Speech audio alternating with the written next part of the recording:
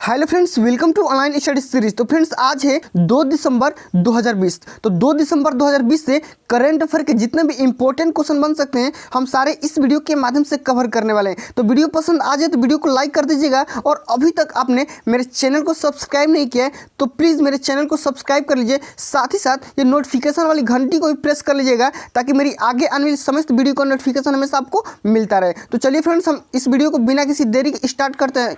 तो इस वीडियो का सबसे पहला नंबर क्वेश्चन आप अपने स्क्रीन पे देख पा रहे। तो क्वेश्चन क्या बोल रहा है, आइए इसके बारे में डिटेल स्टडी करते हैं। तो कृत्रिम रूप से निर्मित सूर्यधार झील का उद्घाटन कहां पर किया गया है? तो इसका राइट आंसर हो जाएगा देहरादून, यानी कि देहरादून में सूर्यधार झील का उद्घाटन किया गया है। और फ्रेंड्स मैं बता दूं, जो कि यहाँ पे उत्तराखंड यानी कि देहरादून के सीएम कौन है? तो त्रिवेंद्र सिंह रावत। ओके फ्रेंड्स, इस झील की यहाँ पे देखिए, यहाँ पे झील के बारे में बात की गई है। तो सूर्यधार झील यानी कि इस झील की जो क्षमता है 77,000 क्यूबिक लीटर इसकी क्षमता है। ओके फ्रेंड्स, अब यहाँ पे देखिए, जो कि भारत का सबसे बड़ा कृत्रिम सागर यूपी में है, उसका नाम क्या है? तो गोविंद बल्लभ पंत सागर, जो कि कहाँ पे? तो सोनभद्र में। ओके फ्रेंड्स, अब यहाँ पे देखिए बात किया गया है किसका? उत्तराखंड यानी कि देहरादून की। तो आइए देहरादून से रिलेटेड करंट अफेयर के बारे में थोड़ा सा स्टडी कर लेते हैं। और फ्रेंड्स मैं बता दूं, उन करंट अफेयर को मैं यहाँ पे लिख के लेके आ चुका हूँ। ओके फ्रेंड्स, तो सबसे पहले आइए यहाँ पे देखिए,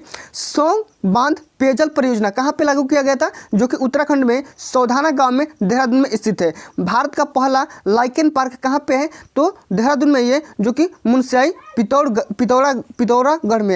अब देखिए समर राजधानी गैरसैंण, ओके फ्रेंड्स, जो कि गैरसैंण में है। अब देखिए किसानों के लिए अर्थव्यवस्था मजबूत करने के लिए एकीकृत आदर्श कृषि ग्राम योजना कहाँ पे लागू किया गया है? तो उत्तराखंड में। अब देखिए यहाँ पे आसन कंजर्वेशन रिजर्व, जो कि रामाशर स्थल के रूप में घोषित किया गया है, ये भी किस से रिलेटेड है? तो देहरादून से। अब देखिए हरित ऊर्जा का बढ़ावा और युवाओं के रोजगार हेतु स्वरोजगार योजना किस देश में, किस राज्य में लागू किया गया है?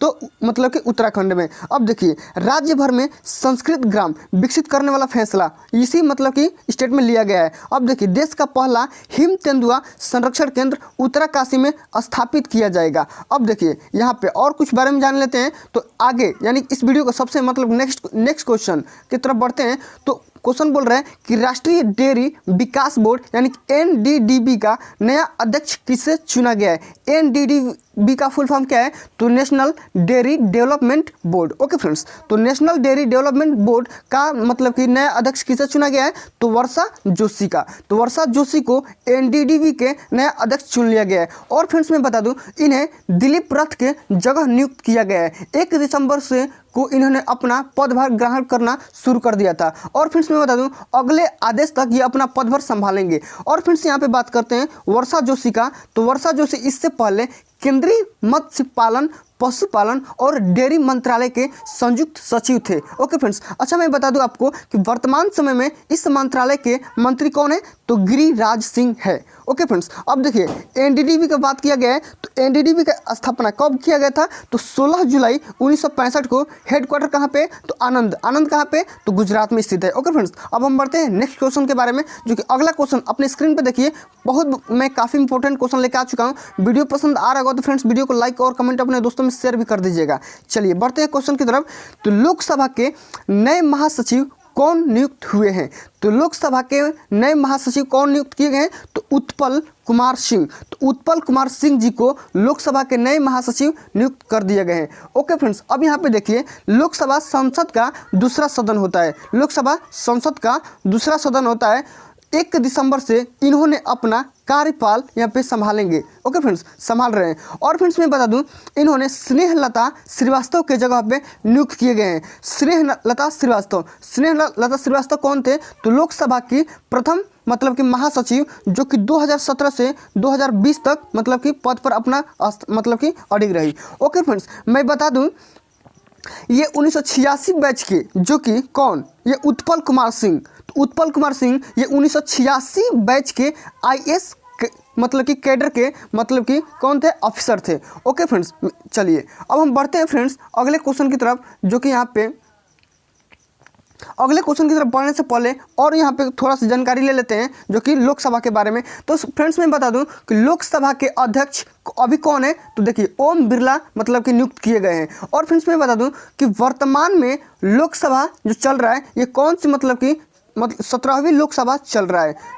ओके फ्रेंड्स, ये जो लोकसभा चल रहा है कौन सी लोकसभा चल रहा है, तो 17वीं लोकसभा चल रहा है। और फ्रेंड्स मैं बता दूं सबसे पहले लोकसभा के बारे में डिटेल जानकारी थोड़ा सा दे दूं तो लोकसभा में मैक्सिमम सीटों की संख्या कितनी होती है, तो यहाँ पे रुक जाइए, यहाँ पे लोकसभा की मैक्सिमम सीट की संख्या कितनी होती है, तो 552। ओके फ्रेंड्स, लोकसभा में मैक्सिमम सीटों की संख्या 552 होती है, बट वर्तमान में सीटों की संख्या कितनी है, तो 545। वर्तमान में लोकसभा की सीट की संख्या कितनी है, तो 545। और यहाँ पे जो 2 सीट है ना फ्रेंड्स, 2 सीट यहाँ पे एंग्लो इंडियन से राष्ट्रपति मनोनीत करता है, तो बच गया कितना सीट, तो 543 सीट तो बच गया आपका। और फ्रेंड्स मैं बता दूं जो 543 सीट है, तो 543 सीट में से 13 जो सीट आता है, तो 13 सीट केंद्र शासित प्रदेश से चुने जाते हैं। ओके फ्रेंड्स, और यहाँ पे बचा 530 सीट, तो 530 सीट से क्या करते हैं, तो राज्यों से चुने जाते हैं। ओके फ्रेंड्स, चलिए अब हम बढ़ेंगे अगले क्वेश्चन की तरफ जो काफ़ी इंपॉर्टेंट है। देख सकते हैं क्वेश्चन क्या बोल रहे हैं, आइए इसके बारे में डिटेल स्टडी करते हैं। तो किस संस्था ने future of regional cooperation in Asia and the Pacific नामक पुस्तक जारी की है, तो एशियाई विकास बैंक ने future of regional cooperation in Asia and Pacific नामक की पुस्तक जारी कर दिया है। और फ्रेंड्स मैं बता दूं यहाँ पे देखिए ये जो संस्था है ना, ये जो future of the regional cooperation Asia and the Pacific, इसका स्थापना कब किया गया था, तो 19 दिसंबर 1966 को 19 दिसंबर 1966 को इसका मतलब का स्थापना किया गया था। इसका हेडक्वार्टर कहाँ पे है, तो मनीला में। अध्यक्ष कौन है, तो मासात्सु अशोकावा। ओके फ्रेंड्स, अब यहाँ पे इसके उप अध्यक्ष कौन है, तो अशोक लवासा। सदस्य देश कितने हैं, तो 68। चलिए अब अगला नंबर क्वेश्चन की तरफ पढ़ते हैं, ये काफ़ी इंपॉर्टेंट है। क्वेश्चन क्या बोल रहे हैं फ्रेंड्स, आइए इसके बारे में समझते हैं। तो हाल ही में किस देश के प्रसिद्ध फुटबॉलर पापा बोउबा डियोप का यहाँ पे 42 वर्ष की उम्र में निधन हो गया। तो ये थे किस देश के थे, तो सेनेगल। तो सेनेगल इसका राइट आंसर हो जाएगा, यानी कि सेनेगल के प्रसिद्ध फुटबॉलर पापा बोउबा डियोप का 42 वर्ष की उम्र में निधन हो गया। और फ्रेंड्स मैं बता दूं इस देश की कैपिटल कहाँ पे है, तो डाकर। इस देश की कैपिटल कहाँ पे है, तो डाकर। इसके प्रेसिडेंट कौन है, तो मैकी साल। संसद का नाम क्या है, तो नेशनल असेंबली। मुद्रा यहाँ पे क्या चलता है, तो CFA बैंक, CFA फ्रैंक इसकी मुद्रा चलती है। चलिए अब हम बढ़ेंगे अगले नंबर क्वेश्चन की तरफ जो काफ़ी इंपॉर्टेंट है। क्वेश्चन आइए समझते हैं। क्वेश्चन आपसे क्या बोल रहे हैं, तो 1 दिसंबर, क्वेश्चन आपसे ये बोल रहे हैं 1 दिसंबर से ओडिशा में किस स्थान पर इंटरनेशनल सैंड आर्ट फेस्टिवल 2020 का आयोजन शुरू हुआ है। ओके फ्रेंड्स, चलिए इसका राइट आंसर हो जाएगा चंद्रभागा समुद्र तट। तो चंद्रभागा समुद्र तट में मतलब कि तट पर इंटरनेशनल सैंड आर्ट फेस्टिवल 2020 का आयोजन शुरू किया गया है।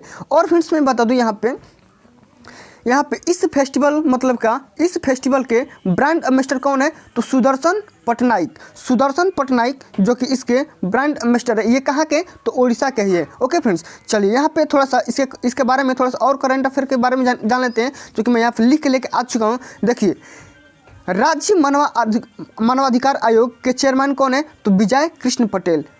और फ्रेंड्स मैं बता दूं ओडिशा में ही यहाँ पे सुमंगल पोर्टल है, स्वेच्छा समाधान ऐप मतलब कि इसी ऐप मतलब कि ओडिशा में लागू किया गया था। गो स्विफ्ट पोर्टल इसी मतलब कि राज्य के लिए लागू किया गया था। अब देखिए फ्रेंड्स यहाँ पे प्रथम खेलो इंडिया यूनिवर्सिटी गेम्स कहाँ पे है, तो भुवनेश्वर में। अब देखिए मोहम्मद सरकार अभियान इसी मतलब कि राज्य के लिए लागू किया गया था। और फ्रेंड्स मैं बता दूं यहाँ पे भूमिगत किसानों के लिए जो बलराम योजना लाया गया था ओडिशा में ही लागू किया गया था। ओके फ्रेंड्स, अब यहाँ पे और जानकारी ले लेते हैं ओडिशा के बारे में। तो सरकारी भूमि की सुरक्षा के लिए अंतरिक्ष प्रौद्योगिकी और AI तकनीकी का उपयोग करने वाला पहला राज्य कौन सा है, तो उड़ीसा ही है। ओके फ्रेंड्स, स्वयं सहायता समूहों के लिए एक विभाग शुरू करने वाला पहला राज्य कौन सा है, तो उड़ीसा ही है। जनजाति छात्रावासों के लिए ISO प्रमाण पत्र प्राप्त करने वाला पहला राज्य कौन सा है, तो उड़ीसा ही है। ओके फ्रेंड्स, तो उड़ीसा के बारे में इतनी जानकारी आपको मिलती है। चलिए आगे बढ़ते हैं क्वेश्चन की तरफ जो काफ़ी इंपॉर्टेंट है। क्वेश्चन क्या बोल रहे हैं फ्रेंड्स, आइए समझते हैं। तो होरासिस एशिया मीटिंग 2020 में भारत का प्रतिनिधित्व किसने किया, तो नितिन गडकरी ने होरासिस एशिया मीटिंग 2020 में भारत का प्रतिनिधित्व किया है।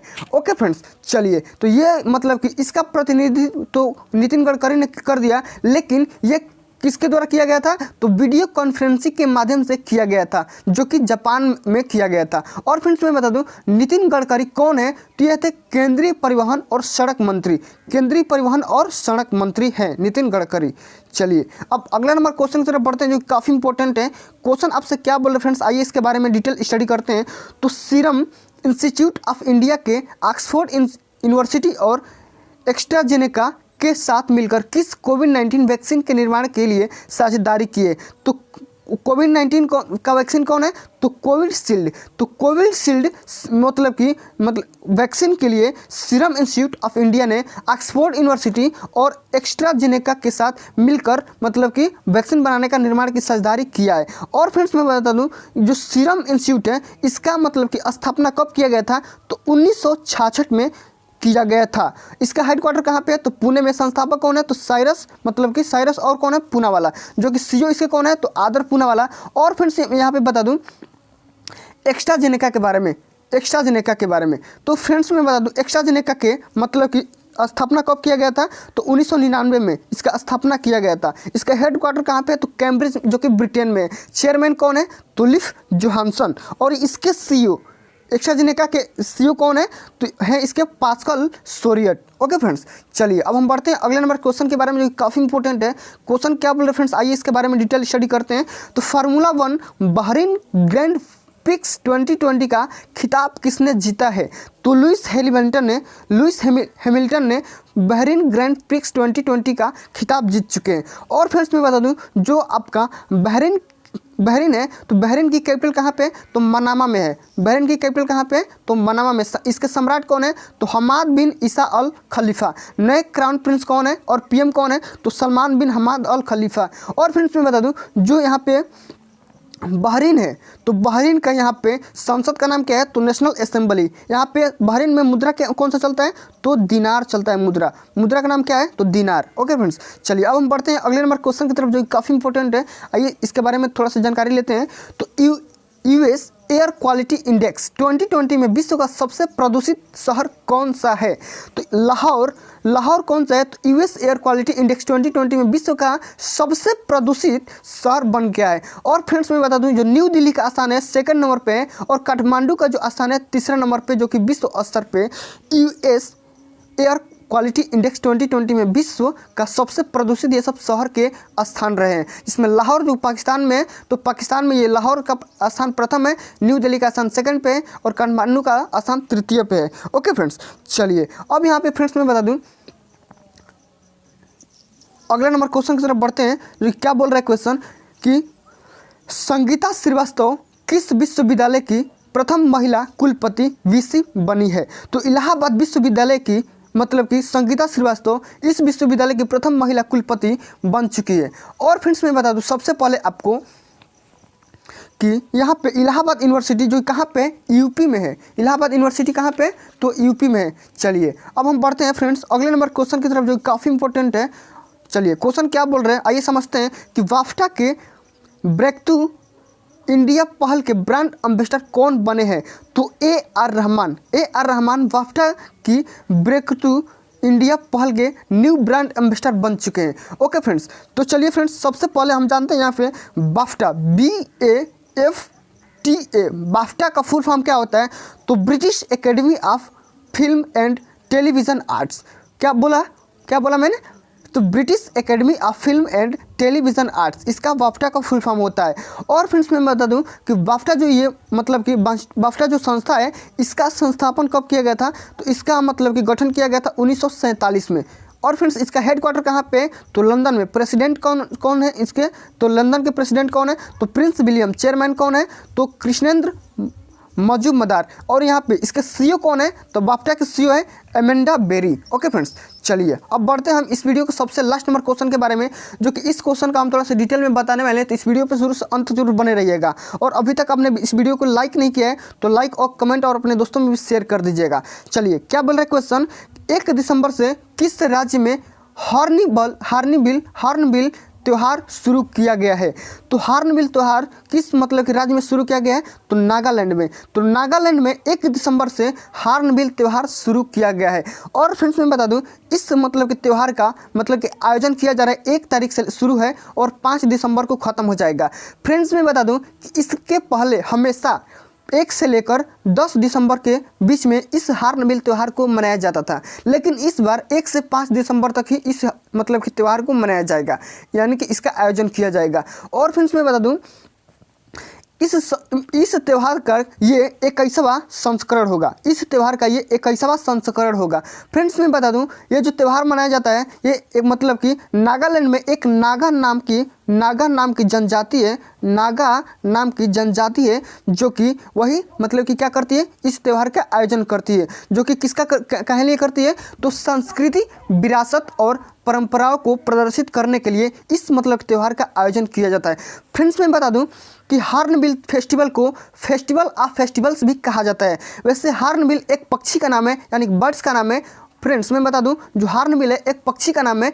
और फ्रेंड्स मैं बता दूं हॉर्नबिल जो पक्षी का नाम है जो केरल और अरुणाचल प्रदेश की यानी कि राष्ट्रीय पक्षी भी है। फ्रेंड्स मैं बता दूं जो हॉर्नबिल पक्षी का नाम है ये नागालैंड की राष्ट्रीय पक्षी नहीं है, ये आपको याद रखना है। तो फ्रेंड्स मैं बता दूं कि अब हम चलेंगे, जो कि मैं कल आपसे वीडियो में क्वेश्चन पूछा था तो उसके बारे में हम चर्चा करेंगे। तो बहुत से स्टूडेंट ने इसके बारे में इसका राइट आंसर दिया और बहुत से कैंडिडेट ने इसके बारे में डिटेल में लिखा। तो मैं आपसे भी बोल रहा हूँ आगे मैं आपसे जो 2 क्वेश्चन पूछूंगा उसके बारे में अगर आप डिटेल में जानते हैं तो आप डिटेल में लिखिए और उसका राइट आंसर देने का प्रयास कीजिए। ओके फ्रेंड्स, चलिए क्वेश्चन क्या मैं बोला था कि केंद्रीय खाद्य प्रसंस्करण उद्योग मंत्री नरेंद्र सिंह तोमर ने हाल ही में कहाँ पर फगवाड़ा मेगा फूड पार्क का उद्घाटन किया है? तो कपूरथला इसका राइट आंसर हो जाएगा। चलिए अगला नंबर क्वेश्चन में क्या बोला था आपसे, तो अगला नंबर क्वेश्चन देखिए, निम्न में से किस राज्य की सरकार ने हिम सुरक्षा अभियान लॉन्च किया है? तो हिमाचल प्रदेश की सरकार ने हिम सुरक्षा अभियान लागू किया गया यानी कि लॉन्च किया है।